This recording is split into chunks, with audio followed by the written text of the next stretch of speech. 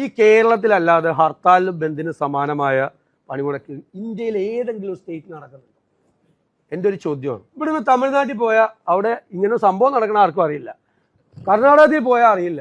മഹാരാഷ്ട്രയിൽ പോയാൽ അറിയില്ല. ഇത് എല്ലാവരും ചേർന്ന് ആഹ്വാനം ചെയ്ത ഡൽഹിയിൽ ഇതില്ല. ഇല്ലല്ലോ. നമ്മളൊന്ന് ആലോചിക്കണം. വി ഡി സതീശനേക്കാൾ വലിയൊരു അധികാരമോഹി നിലവിൽ കേരള രാഷ്ട്രീയത്തിൽ ഇല്ല എന്ന് അദ്ദേഹം ഈ ഒരൊറ്റ പ്രസ്താവനയിലൂടെ തെളിയിച്ചിരിക്കുക. എന്തുകൊണ്ടെന്ന് വേഗം പറയാം. ഡൽഹിയിൽ പോലും ഈ പണിമുടക്കിനെ പറ്റി ആരും അറിഞ്ഞിട്ടില്ല എന്നൊക്കെ തള്ളിമറിക്കുന്ന പ്രതിപക്ഷ നേതാവ് ദയവായി ഈ പത്രക്കുറിപ്പൊന്ന് ശ്രദ്ധിക്കണം. ഇത് നിങ്ങളുടെ ജനറൽ സെക്രട്ടറിയായ KC വേണുഗോപാൽ കഴിഞ്ഞ പണിമുടക്കിന് പിന്തുണ പ്രഖ്യാപിച്ച് അഖിലേന്ത്യാ കോൺഗ്രസ് കമ്മിറ്റിക്ക് വേണ്ടി ഇറക്കിയ പത്രക്കുറിപ്പാണ്. അതിലെ അവസാന പാരഗ്രാഫിൽ പറയുന്നത് ഈ തൊഴിലാളികളുടെയും കർഷകരുടെയും പണിമുടക്കിന് എല്ലാ പ്രദേശ് കോൺഗ്രസ് കമ്മിറ്റികളും പൂർണ്ണ പിന്തുണ നൽകണമെന്നാണ്.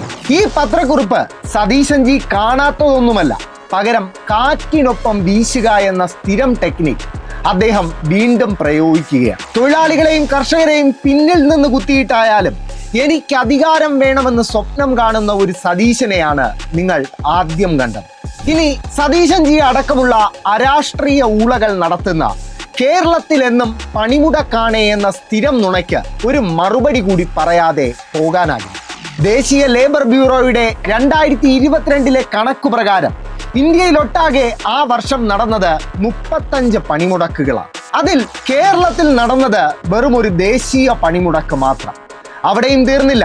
ഏറ്റവും കൂടുതൽ പണിമുടക്ക് നടന്നത് ഏത് സംസ്ഥാനത്താണെന്നറിയാമോ?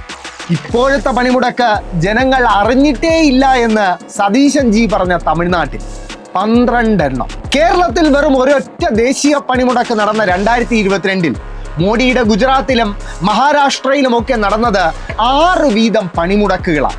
എന്നിട്ടും പണിമുടക്കിന്റെ ചീത്തപ്പേര് നമ്മുടെ കേരളത്തിൽ. തൊഴിലാളികളുടെ അവകാശങ്ങൾ പുതിയ തൊഴിൽ നിയമങ്ങളിലൂടെ BJP സർക്കാർ നിഷേധിക്കുന്നതിൽ വി ഡി സതീശന് ബുദ്ധിമുട്ടില്ല.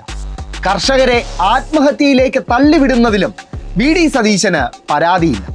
എന്തിന് മഹാത്മാഗാന്ധിയുടെ പേര് തന്നെ തൊഴിലുറപ്പ് പദ്ധതിയിൽ നിന്നും നീക്കം ചെയ്ത് ആ പദ്ധതിയെ തകർക്കുന്നതിലും വി ഡി സതീശന് നോ കംപ്ലൈന്റ്. അതായത് പ്രിയപ്പെട്ട മലയാളികളെ, ഗോൾവൽക്കറിന് മുന്നിൽ വിളക്ക് തെളിയിക്കാൻ വളച്ച നട്ടെല്ല് വി ഡി സതീശൻ ഇപ്പോഴും നിവർത്തിയിട്ടില്ല എന്നർത്ഥം.